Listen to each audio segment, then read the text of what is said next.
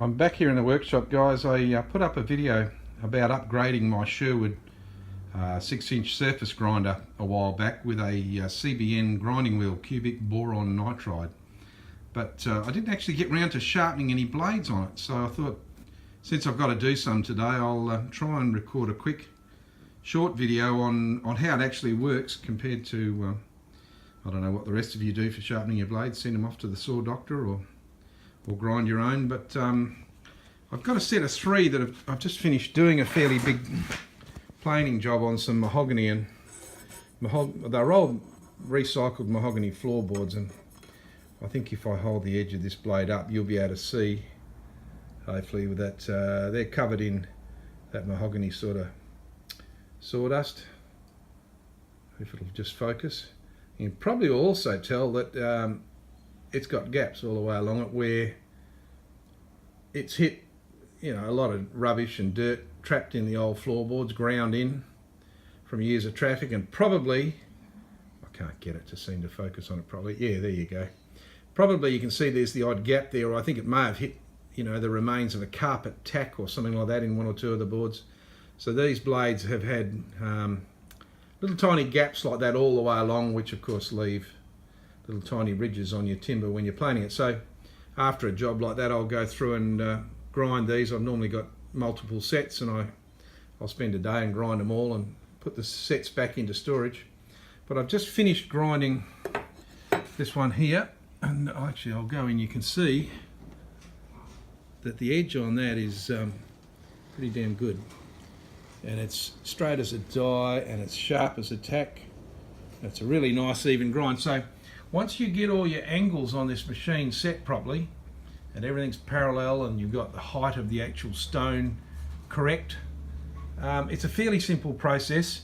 I've mounted, this is the second of the 3 blades, and you can see again it's got that same gapping pattern where it's hit rubbish and dirt, and we can actually see quite a few of them there at the end, little gaps, gap.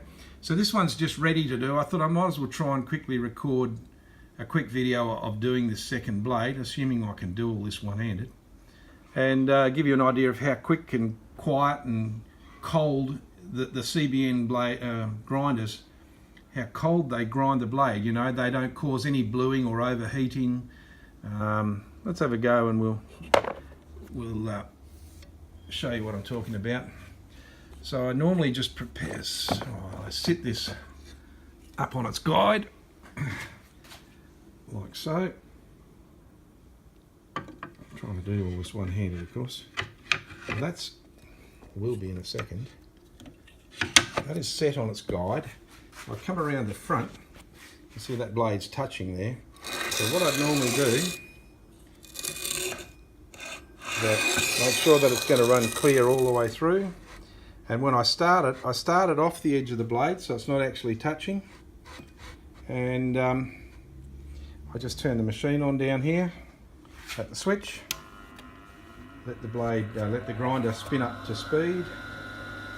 You can see that's an immensely quiet machine. Makes almost no noise. I've got to try and focus so that I do this so that you can actually see it. So I normally rotate the blade up a tiny bit, bring it across onto the blade to start, lower it,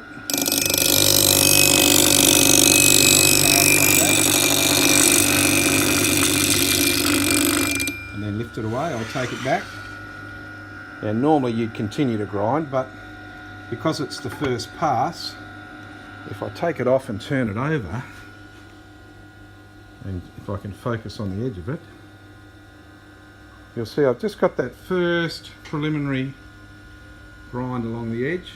It seems to be going okay. It's an even amount off all the way along. So that looks like it'll work okay. I'll go back to replacing it in place. Of course, I normally do this two-handed as well, which makes things a lot easier if you're doing it two-handed, but here we go. Back on the wheel.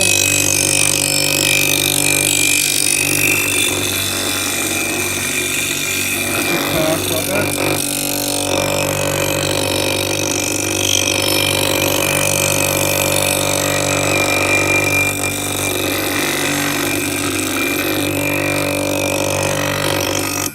essentially that is the process, is just keep passing it back. Of course, doing it two-handed is a lot easier. I do tend to take it off and have a look at the freshly ground side. You can see that we're almost getting to the full width of grind there. But when we look at the back edge, if I get it to shine in the light, you'll see we've still got some evidence of the gapping there. So I need to take a tiny bit more yet. Probably another 2 or 3 passes will see this out. When I do finish it up, I normally get the diamond stone and just I lap the back edge to take any wire edge off. But yeah, in essence, that's all that really is involved in sharpening your own blades. It's helpful if you use two hands and you're not trying to film at the same time, of course. But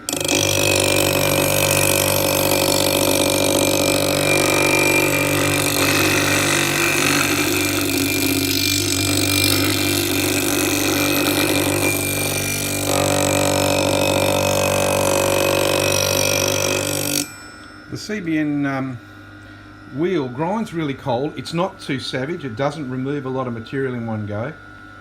That one's 240 grit from memory.